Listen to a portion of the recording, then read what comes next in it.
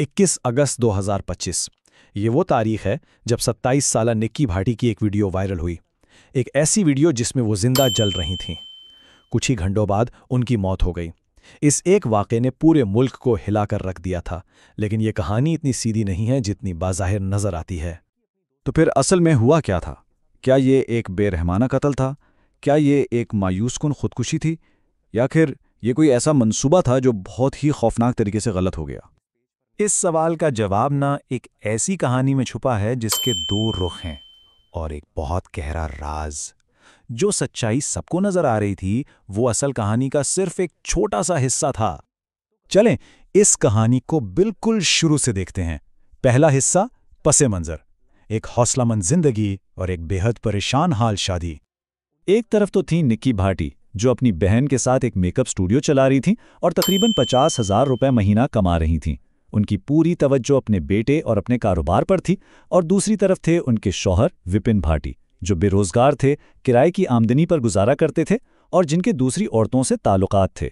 जहां निक्की इंस्टाग्राम पर अपने बिजनेस को प्रमोट करती थी, वहीं विपिन अपनी गाड़ियों और हथियारों की नुमाइश करता था। ये फर्क ही असल में उनकी शादी के अंदर मौजूद गहरे मसाइल की जड़ था। वक्त के साथ साथ ना हालात बिगड़ते ही चले गए। 2016 में शादी हुई, 2022 में निक्की ने अपना स्टूडियो खोला जो उनकी खुदमुख्तारी की एक निशानी थी। लेकिन अक्टूबर 2024 में सब कुछ बदल गया जब निक्की ने विपिन को किसी दूसरी औरत के साथ पकड़ लिया। फिर फरवरी 2025 में विपिन ने स्टूडियो में निक्की और एक क्लाइंट पर हाथ उठाया, यहां तक कि गांव की पंचायत को बीच में आना पड़ा। और फिर 21 अगस्त 2025 को निक्की की जिंदगी का एक अलमनाक अंजाम हुआ। अब आते हैं कहानी के दूसरे हिस्से पर। बहन का इल्जाम, एक वायरल वीडियो और एक ऐसी गवाही जिसने पूरे मामले को एक ही रुख दे दिया। कहानी कुछ यूं बताई गई और ये कहानी निक्की की बहन कुंचन ने सुनाई, जो इस वाक़े की इकलौती चश्मदीद गवाह थीं। उनके मुताबिक मकसद बिल्कुल साफ था। विपिन और उसका खानदान जहेज, मेकअप स्टूडियो और निक्की की सोशल मीडिया पर मौजूदगी से सख्त नाराज थे। हमला यूं हुआ कि विपिन और उसकी मां ने निक्की को बुरी तरह मारा और जब कुंचन ने बचाने की कोशिश की तो उसे मारकर बेहोश कर दिया गया। इसके बाद विपिन ने निक्की पर थिनर डालकर आग लगा दी और सबूत के तौर पर कुंचन ने होश में आने पर अपनी जलती हुई बहन की वीडियो बना ली। और फिर इस कहानी को मजीद पुख्ता करने के लिए एक ऐसी गवाही सामने आई जिसने सबके रोंगटे खड़े कर दिए। ये गवाही निक्की के 7 साला बेटे आवेश की थी। उसने मीडिया को बताया, पापा ने मम्मा पर कुछ डाला, फिर उन्हें थप्पड़ मारा, फिर लाइटर से आग लगा दी। एक मासूम बच्चे के ये अल्फाज, वो भी अपने ही बाप के खिलाफ, इतने ताकतवर थे कि उन्होंने आवाम की राय को पूरी तरह विपिन के खिलाफ कर दिया। लेकिन कहानी यहां खत्म नहीं होती।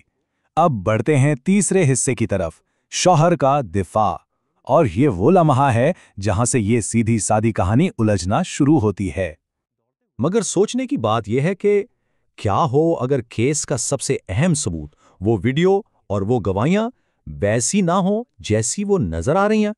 जब तफ्तीश आगे बढ़ी तो कुंचन की कहानी में बहुत से तजादात सामने आए। पहला दावा था कि वो बेहोश हो गई थीं, लेकिन एक पड़ोसी ने उन्हें जलती हुई निक्की से ये कहते सुना, बहन तुमने ये क्या कर लिया। दूसरा दावा था कि वो निक्की को अस्पताल ले गईं, लेकिन रिकॉर्ड्स के मुताबिक विपिन का कजन देवेंद्र इसे लेकर गया था।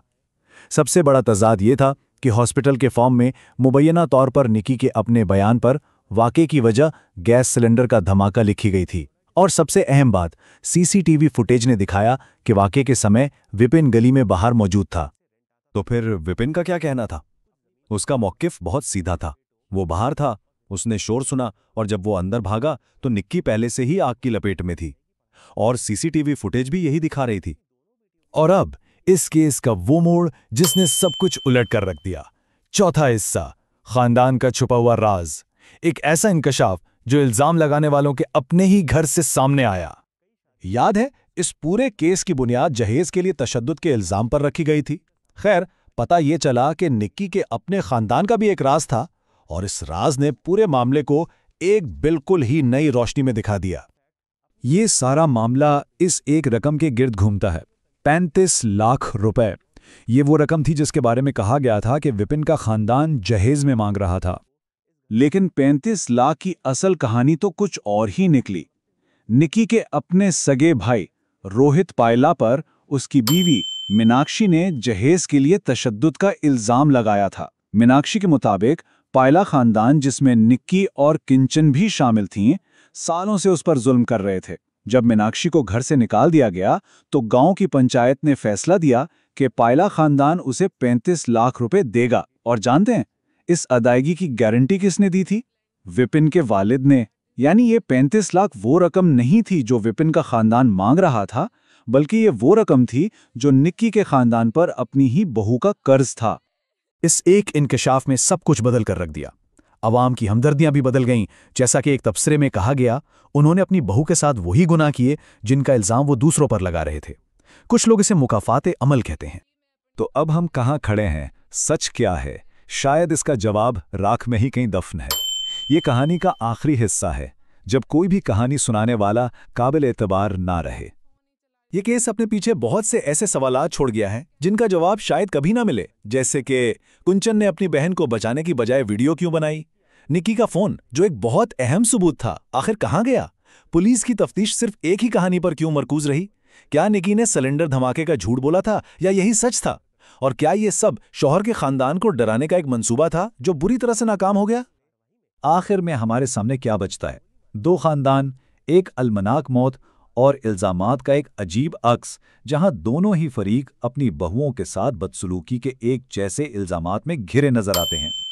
और आखिर में ये सवाल रह जाता है, एक ऐसी कहानी में जहां कोई भी किरदार बेगुनाह नजर नहीं आता, इंसाफ की शक्ल आखिर कैसी होगी? सच और झूठ के सुलझे हुए जाल में असल हकीकत शायद हमेशा के लिए राख में ही दफन हो चुकी है।